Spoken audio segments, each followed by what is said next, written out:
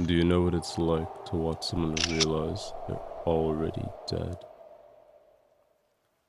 People fear me, and I understand why. What I do, it's terrible, really. If I could stop, I would, but this is what I am. It's my purpose. And the only mercy that I can offer, if I can even call it that, is time. I take my time to get to them. Days, weeks, sometimes months or years. I tell myself it's a kindness of sorts, giving them space to live a little longer, to hold their loved ones, to see one more sunrise, to pretend, even for a moment, that they might escape what's coming. It's the least I can do, I think. I've been doing this for a long, long time. For longer than you can imagine, actually. Longer than anyone should have to. But when you carry this burden for as long as I have, you start to notice patterns. You start to understand things about people that they don't understand about themselves. The truth is, everyone ends up in the same place eventually. The only difference is the path they take to get there.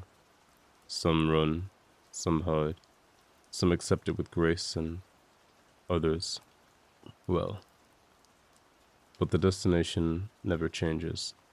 So, why does it matter how fast you move? Why exhaust yourself fleeing from something inevitable? I used to wonder about this constantly. The frantic energy humans spend trying to outrun their fate. All that movement, all that panic, and for what? There's an analogy that I like. Imagine a child building a sandcastle on the beach. They work for hours crafting towers and walls, digging moats, placing shells just so. It's beautiful and creative work. And then the tide comes in. Not all at once, no, no. That would be far too cruel. No, it comes in slowly, wave by wave, each one eroding a little bit more than the last.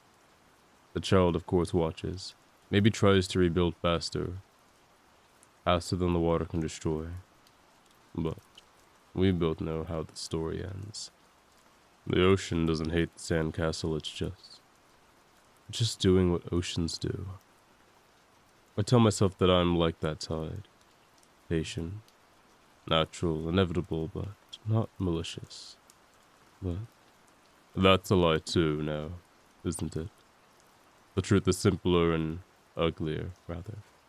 Why build the castle at all when we both know I'm coming? Why put in the effort? Why pretend those walls will hold? I've stopped trying to justify it with poetry, and philosophy in itself is just another wall. And I've learned that walls don't matter. Nothing does, really. There's just the work, target, approach, and then the end. I don't feel much anymore when I start. It's just an automatic, mechanical process for me. I identify, chart my course, and begin the journey. One moment after another, closing the distance, and they usually don't notice me at first. I mean, why would they? I'm patient, unassuming, and easy to overlook until it's far too late. Sometimes I'll watch them for a while before they even realize I'm there. They go about their days, working, laughing, making plans they'll never fulfill. It's just background noise, really. I've seen it all before. Same fears, same hopes, same delusions of permanence. The job is simple. Get close enough and it's over. That's really all there is to it. But then, oh, but then there's that moment where they finally see me, when the recognition of what's about to happen hits them, when they understand what I am and what I'm here to do. That's everything changes. Their eyes go wide, the color drains from their faces. Some scream, some freeze, some try to run, some stumble over themselves in panic, as if distance could possibly matter now, as if anything could. And I keep coming. The same slow, steady, and inevitable pace that I've always kept since the very beginning of my journey. Do you know what it's like to watch someone realize they're already dead? To see the exact moment that their hope fractures? It's intoxicating, to say the least. The way they scramble, the calculations running behind their eyes. How far can I get? Where can I hide? Is there any possible way out of this? And, of course, the answer is always no. But watching them figure it out, watching them try, now that's the part I've come to love more than anything. The ones that are frozen, paralyzed by their own terror, those are my favorite ones. With them, I can slow down even more. I can really draw it out, savoring every excruciating second they spend staring at me, knowing I'm coming, unable to do anything but wait. Their breathing gets shallow, their hands shake, time stretches and warps and becomes this thick, suffocating space that we share together. Just me and them and the inevitable. Sometimes there are others nearby. There are witnesses that see what happens and see me finish the job, and beautiful panic spreads through the group. They scatter. They think they're safe because I'm occupied. Because I can only take one at a time, and they're right, of course. For now. But they know, well, they definitely know deep down, that one of them is next. They just don't know which one. Or when. And I'm gonna let you in on a secret. Neither do I. Really. And that's part of the fun. The randomness. The way they eye each other afterwards, wondering if proximity matters, if there's some kind of pattern they can decode, or some way that they'll be able to predict who will choose next, and really there just isn't. I just pick one, and then I start moving again. The screaming is good, and the running is better. But the best, the absolute best, is when they think they've escaped, when they've put kilometers between us, when they've convinced themselves that they're safe, when they've started to breathe normally again. And then they see me, still coming, always coming.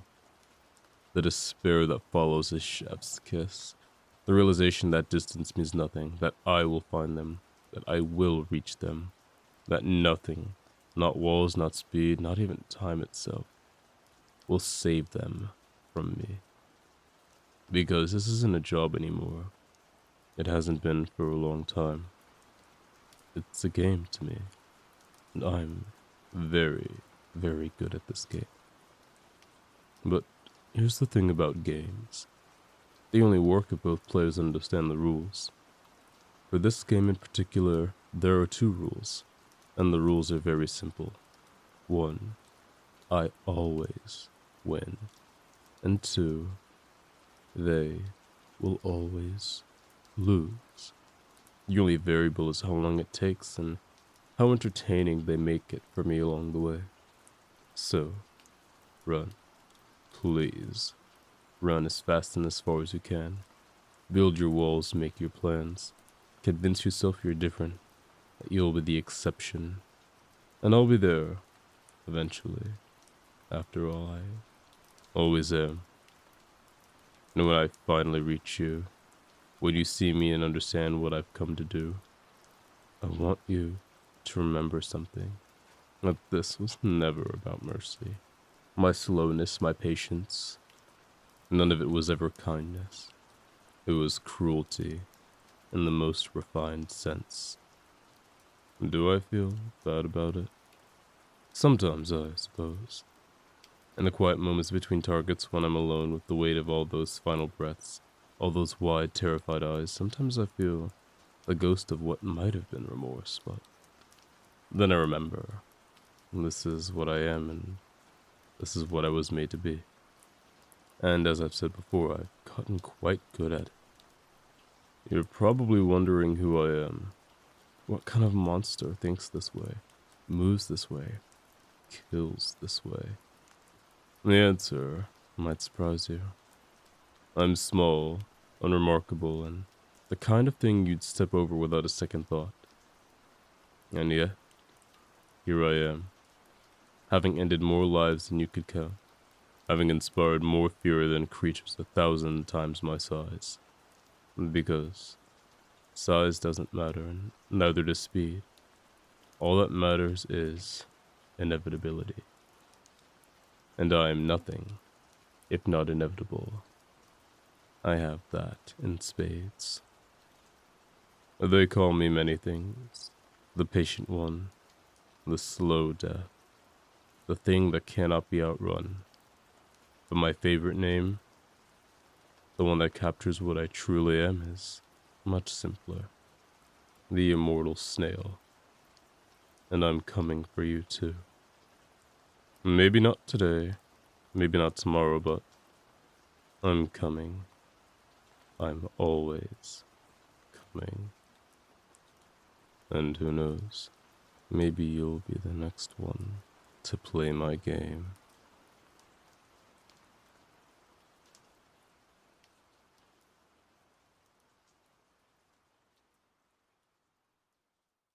Thank you for staying until the end of the show. I appreciate you giving me some of your time, and I look forward to seeing you again. You can tell me what you thought of today's episode. That would help me so I know what things to give you more of. This story comes from yours truly. I have a few other things that I plan on writing and releasing for you, so if you like my typical style of kind of psychological horror stuff, then be sure to tune in for that. I really wanted to capture how an unreliable narrator, like a snail, could really subvert expectations by making the narrator's identity the punchline. That's this terrible killer is just a snail. But I also really like the emotional complexity as well. The snail's inner monologue and its justification, its moments of doubts, and its ultimate embrace of its nature makes it a terrifying yet oddly sympathetic villain. The slow, creeping dread is amplified by the contrast between the mundane, a snail, and the monstrous actions that it commits. I really liked writing the story. I'm glad I read it, and hope you were glad to have listened as well. Since you probably want to hear more of my voice, you should tune in for tomorrow's new episode, or if you got time, you should go back and catch the last one. I'll be doing my best to post daily on YouTube, Spotify, and all of the platforms for the remainder of the year. I challenge myself, so let me know if you like this stuff, and I'll keep making more of it. The link to my podcast and the story will be in the description down below. And if you want to listen to more of my voice, you can listen to all the Chilling Stories episodes in the series here. Furthermore, if you have a story you'd like to recommend to me, you can reach out to me via Reddit, Discord, or email. Those methods of communication will be placed in the description for your convenience. Again, if you enjoyed today's episode, tune in for the next story or just go back and catch the last one. But until then, I hope you watch the shadows that lurk just beyond your sight. Thank you for listening, and to all, a good night.